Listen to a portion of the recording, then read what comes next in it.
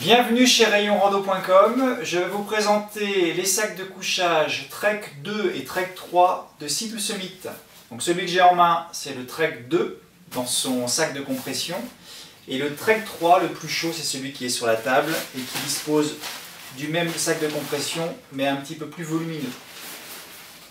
Alors, les intérêts de ces deux sacs, c'est d'abord un excellent rapport poids-chaleur, puisque ici on est sur du 1045 grammes avec température de confort -1, limite de confort -8. Et sur l'autre, on est sur du 1250 grammes avec une température de confort de -5 et une limite de confort -11. Donc on est sur deux sacs qui sont conçus pour les nuits froides et qui sont pourtant extrêmement légers. Donc ça va être le premier point intéressant. Donc relative compacité également pour ce niveau de température. Le deuxième point intéressant, c'est le garnissage. C'est-à-dire qu'on est sur un garnissage en duvet de canard, mais qui a subi un traitement avec un polymère hydrophobe. Donc concrètement, ça veut dire qu'on est sur un duvet qui va garder un excellent pouvoir gonflant, et notamment dans les conditions humides. Donc il va mieux résister à l'humidité, il va beaucoup moins absorber l'humidité, et il va garder un bon pouvoir gonflant. Donc ça, c'est un autre élément intéressant pour faire face aux conditions météo un peu difficiles. Et le troisième point intéressant, donc je vous disais, légèreté par rapport aux performances thermiques, la qualité du duvet hydrophobe. Et puis le troisième point intéressant, c'est le fait que malgré la légèreté, on est quand même sur un sac full zip qui va pouvoir s'ouvrir complètement et avec également une forme assez large, notamment au pied, donc qui va apporter un certain confort, une certaine aisance. Alors concernant le zip, en fait on a un double zip, un zip au niveau du pied, donc éventuellement on peut juste, si on souhaite, créer une aération au niveau des pieds. Et on a également un zip sur toute la largeur, toute la longueur.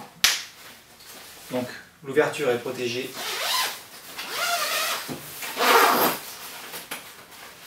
Et on a un zip complet qui peut permettre donc soit de simplement créer une ventilation si on a besoin, soit de transformer le sac en couverture. Sachant que le long des deux zips, on va avoir un bourrelet anti-froid qui va éviter les ponts thermiques. À ce propos, même chose au niveau de la construction des duvets, on est sur des cloisons qui sont en quinconce, qui ne se chevauchent pas, donc là aussi pour éviter les ponts thermiques et pour conserver une bonne répartition du duvet. Voilà, donc un sac très fonctionnel avec une capuche complète qui va pouvoir se resserrer avec le cordon de serrage que vous avez ici. Voilà, donc les deux sacs sont fournis avec 3 sacs de rangement, un sac de rangement pour les stocker décompressés à domicile, le sac de compression que je vous ai montré avec des sangles qui permettent de le serrer, de le compresser pour pouvoir le transporter dans son sac à dos, et puis un sac en coton pour le lavage.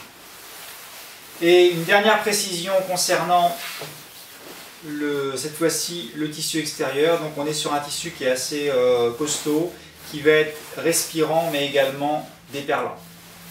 Donc intéressant là aussi dans la durée, pour la durée de vie du sac, et puis pour faire face aux mauvaises conditions. En résumé, on est sur deux sacs haut de gamme de par leurs caractéristiques et leur finition, qui vont être extrêmement intéressantes pour les nuits froides et en particulier pour leurs caractéristiques poids-chaleur. Vous les retrouverez sur rayonrando.com.